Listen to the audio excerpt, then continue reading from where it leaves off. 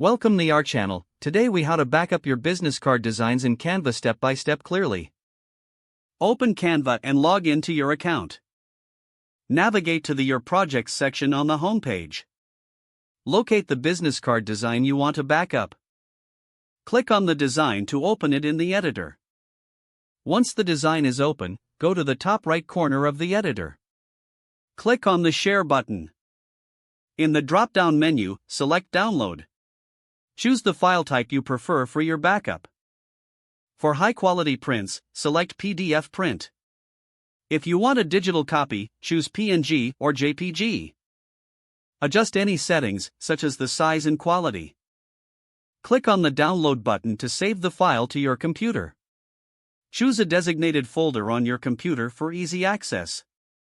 Rename the file to include relevant information like the design name and date.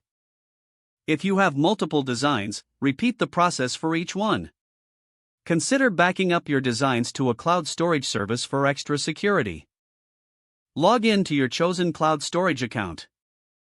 Upload the downloaded files to your cloud storage. Organize the files in folders to make them easy to find later. Your business card designs are now securely backed up.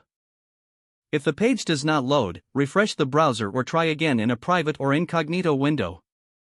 Make sure you are using the correct email address, then retype it carefully to avoid small typos. If your password is not accepted, use the reset option and create a new strong password you can remember. Check your spam folder for verification or security emails, then complete any requested confirmation steps.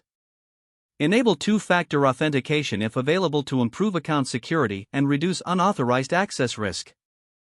After signing in, review your profile details so your contact information and settings are accurate and current.